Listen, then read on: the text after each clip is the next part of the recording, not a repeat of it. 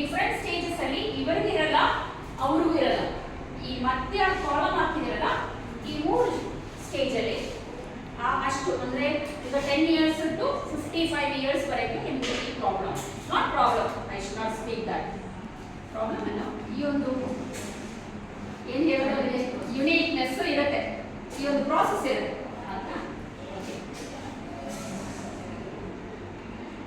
ಮತ್ತೆ ಕೆಲವು myths and fact. ಈಗ ಮೋಸ್ಟ್ ಆಫ್ ದ ಟೈಮ್ ಇವೆಲ್ಲರೂ ನೋಡಿ, ಈ ಬಯಾಲಜಿ ಚಾಪ್ಟರ್ ಬಂದಾಗ ಇಲ್ಲ ಈ ತರ ಚಾಪ್ಟರ್ ಬಂದಾಗ ಕೋ ಎಜುಕೇಶನ್ ಕ್ಲಾಸಲ್ಲಿನೂ ಇರಲಿ, AR ಕ್ಲಾಸಲ್ಲಿ ಇರಲಿ, ಟೀಚರ್ಸ್ ಸ್ಕಿಪ್ ಮಾಡಿಬಿಡ್ತಾರೆ. ಅದೆಲ್ಲ ನಿಮ್ಮ ಮನೆ ಹೋಗಿ ಓದಿ ಗೊತ್ತಾಗುತ್ತೆ. ಇಲ್ಲ ಅವ್ರ ಹತ್ರ ಹೇಳಿ ಇರುತ್ತೆ.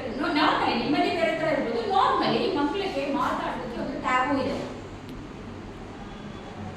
ಬಟ್ ಸಂಕೋಚ ಪಡೋ ವಿಷಯನೇ ಅಲ್ಲ ಇದು. This is very important. ಯಾಕೆಂದ್ರೆ ಇದು ಯಾಕೆ ಬರಬೇಕು ಅಂತ ಯಾವ ಯೋಚನೆ ಮಾಡಿದ್ದೀರಾ? ಏನಕ್ಕೆ ನಾವು ಮೆಚೂರ್ ಆಗಬೇಕು? ಯಾಕೆ ಇದೊಂದು ಪ್ರಾಸೆಸ್ ಇದೆ?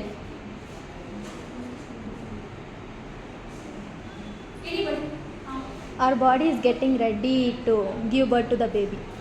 The major thing is that now ನಮ್ಮದು ಉದ್ದೇಶ ಒಂದು ಫೀಮೇಲ್, ಮೇಲ್ ಫೀಮೇಲ್ ಯಾಕೆ ಇದರಲ್ಲಿ ಒಂದೇ ಜೆಂಡರ್ ಇರ್ಬೋದಲ್ಲ, ಎನಿ ಪಾಪ್ಯುಲೇಷನ್ಗೆ ಒಂದೇ ಜೆಂಡರ್ ಇರ್ಬೋದು, ಆಗಲ್ಲ. ಫೀಮೇಲ್ ಇದ್ರೇನೆ ಪಾಪ್ಯುಲೇಷನ್ ಆಗೋದು ಅಲ್ವಾ? ಫೀಮೇಲ್ ಇದ್ರೇನೆ ಹ್ಯೂಮನ್ ಬೀಯಿಂಗ್ಸ್ ಇರೋದು, ಒಪ್ಕೊಳ್ತೀರಾ? ನಾವಿಲ್ಲ ಅಂದ್ರೆ ಹ್ಯೂಮನ್ಸ್ ಇಲ್ಲ, ಗೊತ್ತಾಯ್ತಾ? ನಾವಿಲ್ಲ ಅಂದ್ರೆ ಹ್ಯೂಮನ್ ವಂಶನೇ ಇಲ್ಲ, ಗೊತ್ತಾಯ್ತಾ? ಅವಾಗ ನಿಮ್ಗೆ ಅದೊಂದು ಗೊತ್ತಾಗಿದ್ರೆ ನಿಮ್ಗೆ ಇದು ಎಷ್ಟು ಇಂಪಾರ್ಟೆಂಟ್ ಪ್ರೋಸೆಸ್ ಅಂತ ಗೊತ್ತಾಗುತ್ತೆ. ಕರೆಕ್ಟಾ? ಸೊ ಇದು ನಾಚಿಕೆ ಪಡೆಯೋ ವಿಷಯನ, ಹೆಮ್ಮೆ ಇರೋ ವಿಷಯನ? ಹೆಮ್ಮೆ ಇರೋ ವಿಷಯ. ಮತ್ತೆ ಯಾಕೆ ನಾವು ಇದ್ರ ಬಗ್ಗೆ ಮಾತಾಡೋದೇ ನಾಚಿಕೆ ಪಡಬೇಕು? ಯಾಕೆ ನಾವು ಸೈಲೆಂಟ್ ಆಗಬೇಕು? No, we are doing a very great service to the society.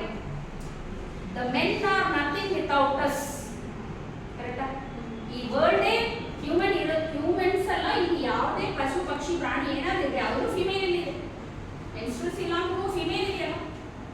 So ನಾವಿಲ್ಲ ಅಂದ್ರೆ ಪ್ರಪಂಚ ಇಲ್ಲ. ಪ್ರಪಂಚ ಅಂದ್ರೆ ಇದು ಜೀವಜಾಲ. ಒಪ್ಕೊಳ್ತಾರಲ್ಲ? ಸೊ ನೆಕ್ಸ್ಟ್ ಟೈಮ್ ಯಾರು ಹೇಳಿದ್ರು ನಾಚಿಕೆ ಪಡೋ ವಿಷಯ ಅಲ್ಲ, ಅದು ಹೆಮ್ಮೆ ಪಡೋ ವಿಷಯ. ಸೊ ಅದು ಯಾಕೆ ಅಂದ್ರೆ so separate men's are associated with that.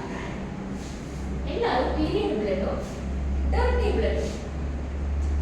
ಇದು ನೀವು ಒಮಿಟ್ ಮಾಡತರ ಇಲ್ಲ ಟಾಯ್ಲೆಟ್ ಹೋಗೋ ಥರ ಯುರಿನೇಟ್ ಮಾಡೋ ಥರ ಅಲ್ಲ, ಇದು ಆ ಥರ ಡರ್ಟಿ ಅಲ್ಲ. ಇದು ಬಾಡಿನೇ ಪ್ರೆಗ್ನೆನ್ಸಿಗೋಸ್ಕರ ಪ್ರಿಪೇರ್ ಮಾಡೋದಕ್ಕೆ ಒಂದು ಸ್ಟೇಜ್ ಇದೆ. ನಾನು ಆ ಸ್ಟೇಜು ಆಮೇಲೆ ಡೀಟೇಲ್ ಆಗಿ ಎಕ್ಸ್ಪ್ಲೈನ್ ಮಾಡ್ತೀನಿ. ಸೊ ಆ ಬ್ಲಡ್ ನಮ್ಮ ಬಾಡಿನಲ್ಲಿ ಇರೋ ಬ್ಲಡ್, ಇದು ಬರೀ ಬ್ಲಡ್ ಮಾತ್ರ ಅಲ್ಲ, ಅದರಲ್ಲಿ ಟಿಶ್ಯೂ ಇದೆ, ಹಾರ್ಮೋನ್ಸ್ ಇದೆ, ವೇರಿಯಸ್ ಸೆಲ್ಸ್ ಇದೆ. ಸೊ ಹಾಗಾಗಿ ಅದೆಲ್ಲ ಮಿಕ್ಸ್ಡ್ ಆಗಿ ಇರೋದು. ಅದಕ್ಕೆ ನೀವು ನೋಡಿರ್ಬೋದು ಸ್ವಲ್ಪ ತಿಕ್ಕಿರುತ್ತೆ. ಇವಾಗ ಮಾಮೂಲಿ 3 days ಇರುತ್ತಾ ಪೀರಿಯಡ್ಸ್, ಅದರಲ್ಲಿ ಯಾವ ದಿನ ಜಾಸ್ತಿ ನೋಡಿದ್ದೀರಾ? ಸೊ ಫಸ್ಟ್ ಸೆಕೆಂಡ್ ಅಲ್ವಾ? 3ನೇ ದಿನ ನಿಮಗೆ ಗೊತ್ತಾಗುತ್ತೆ ಕಡಿಮೆ ಆಗ್ತಾ ಇದೆ. ಕರೆಕ್ಟ್? ಸೊ ಅವಾಗ ಕಲರು ಚೇಂಜ್ ಆಗುತ್ತೆ. ಫಸ್ಟು ಸೆಕೆಂಡ್ ಡೇ ಎಲ್ಲ ಬ್ರೈಟ್ ರೆಡ್ ಇರುತ್ತೆ, 3ನೇ ದಿನ ಹೋಗುವವರೆಗೆ ಒಂದು ಬ್ರೌನಿಶ್ ಆಗುತ್ತೆ. ನೋಡಿದಿರಲ್ಲ? ಮತ್ತೆ ಟಿಶ್ಯೂ ತರ ನೋಡಿದಿರಲ್ಲ, ಅದು ಯೂಟ್ರಲ್ ವಾಲ್, ಇನ್ನರ್ ವಾಲ್ ಮಾಡ್ತಾರೆ. ಸೊ ಆ ಥರ ಸಂಕೋಚಪಡಿ. It is not rejected blood.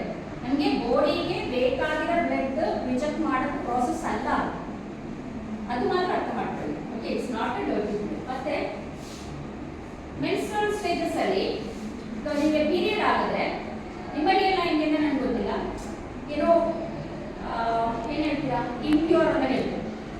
ಎಲ್ಲಿ ಹೋಗಬಾರ್ದು, ಆಟ ಆಡಬಾರ್ದು, ಅದು ಮುಟ್ಟಬಾರ್ದು, ಇದು ಮುಟ್ಟಬಾರ್ದು, ಸುಮ್ಮನೆ ಇರಬೇಕು. ಈ ಟ್ಯಾಬ್